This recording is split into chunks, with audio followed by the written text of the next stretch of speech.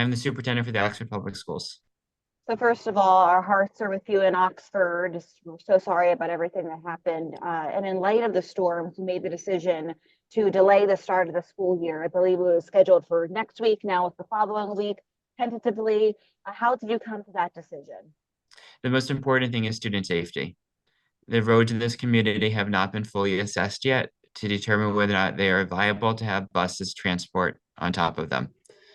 And until the town does a complete audit and assessment of the roads, the bus company doesn't have the flexibility by the larger company, which is All Star, to actually have the buses run on these roads. And we can't. The last thing we want is an accident. We have roads that are impassable. We have bridges that don't exist. We have roads that the sides of the road just don't exist. You just go right off the cliff. And then there are roads that are compromised that each day there's more sinkholes and potholes emerging. So just the safe conditions of the roads are not permitting buses to transport on them right now. And we need to finish that assessment first before we can determine what roads we can travel with the buses. So since you made this decision, I believe yesterday, what's the response been from the community and from parents specifically? It's actually been a sigh of relief. Parents were concerned about the buses on the road, just as I was, and they want their child to go to school safe and come home safe. And the most important thing is student safety. So overall, mostly support. Yes, yeah, I think it's a sigh of relief. So the tentative date is September 3rd. I think that's your goal. What if that doesn't happen? So that's the best case scenario is to start sometime next week. What's going to happen is we have a meeting scheduled with the town officials on Wednesday where they will share with us their assessment of the road conditions and we'll determine what type of bus routes we can do. We don't know if it's going to be traditional where we go almost to every other stop that you per house or more of a neighborhood type of an approach where you're bringing students to centralized locations. We just don't know until the town completes that audit. So they're going to tell us what roads we can use and then figure out what routes we can do from there. So we're anticipating sometime in the week of the third best case scenario. Is there a chance it could be pushed back beyond that? There is a chance. Our hope is that's not the case. We want our students in school. The best place for students to be is in school so they can start learning. So we're hopeful that it'll be the third. There's a possibility it might be the fourth, might be the fifth, but our goal is to open school sometime that week. Have you considered virtual learning, going over Zoom? We've talked to the State Department of Education. We've talked to our attorneys about that. There's a state law right now about remote learning. We could go remote. We're not going to be able to go hybrid. But so there's a contractual piece to this that we can't just mandate our employees to teach remote or teach hybrid that violates collective bargaining. So we would need to negotiate with them to change their workplace conditions. So it's not as easy as just telling our students and staff go online anymore. We have to do some logistics and get clearance from the state and our attorneys and our collective bargaining in order to start that type of learning. And we know that's not best for students.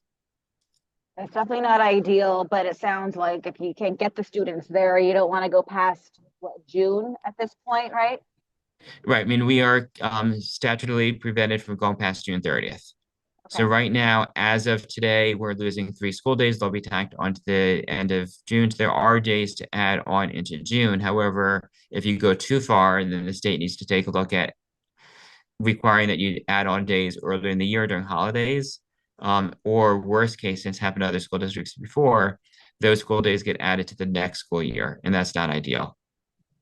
What about parents who work full time, rely on their kids to be in the classroom during the day? What's your message to those families? That this is a terrible inconvenience. I think that our parents in this community understand. They've seen firsthand the damage to the roads. They've seen the video footage. They've seen and heard the horror stories from their neighbors and the community here. I think they understand. It's not going to be easy for some of these families. We're trying to work with our before and after school organization that provides childcare at our elementary schools to see if they could provide additional coverage for those families that are in need and we'll continue to provide whatever supports that we can to the families here. Yeah, absolutely. And I'm sure they appreciate that. But I was driving around Oxford the other day. The roads don't look good. And it's going to take a lot of time for them to be repaired. So are you concerned that you might not hit that early September target to bring schools back in session? I think we're going to see a very different type of transportation system than we're used to in order to get buses to safe locations, even if we're identifying 10 or 15 roads that are fixed and assessed as usable. We're going to try and get the buses on the road in a way that gets our students here in a safe manner. It's going to look different, but our goal is to get the students into school. That's what we're aiming for. When will you reassess your next target date? When will there be another announcement? We will not make another announcement about what the start date will be until at least Wednesday when we get an assessment from the town. So at least a week before we know what's next. And at what point will you start those conversations with the state and the teachers about maybe having a backup plan? Well, we've already talked to the state. Our hope is that we're not going to need to have that backup plan for remote or hybrid because that's the worst case scenario. And once again, it's not good for the kids. It's best for kids to be in classrooms learning. We learned that through COVID. Yes, it was an alternative, but it's better for kids to be in school. And just lastly, for any kids watching who are excited to start the school year, what do you have to say to them to be patient during this time?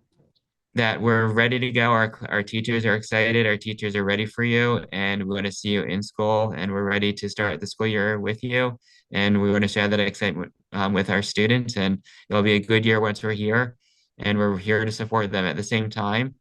We know that many of our children have gone through a traumatic experience as well as family members, as well as staff members. We're providing professional learning to our teachers and our staff on Wednesday next week on trauma-informed support so that we know what warning signs to watch for these children and for colleagues.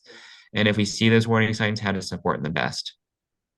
And on that note, will there be any resources at the school in terms of counseling, or people need to, if the kids need to talk to somebody, will there be added resources at the school? Oh, absolutely. We've got social workers available, psychologists available. We have outside agencies that have been in contact with us offering additional support if there's an overflow needed. There's a network of specialists here to support our students. Okay. Dr. Miller, thank you very much. Is there anything else you want the community to know during this difficult time? I think the most important thing of all this is that the logistics of getting kids back to school is important, but the most important thing are the lives that have been infected by this storm. We have people that are not living in their homes right now because they're literally don't exist. We've got families that can't live in homes because they're just torn apart too much. And we've got families that have partially destroyed homes. And we've got families that just don't have income now. They work in the local businesses that are closed now, or they own the local businesses that are closed. So the logistics of school for some of these people is the last thing on their mind.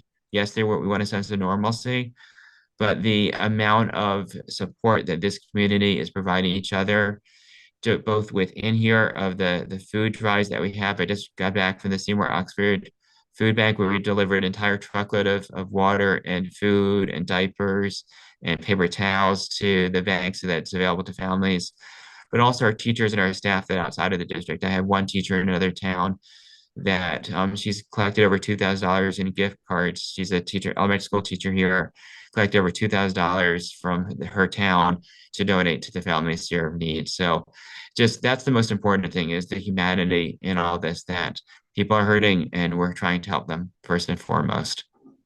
That's a great story about that teacher. We would love to shine a spotlight on her. If you would pass along her information, that'd be Yeah. wonderful.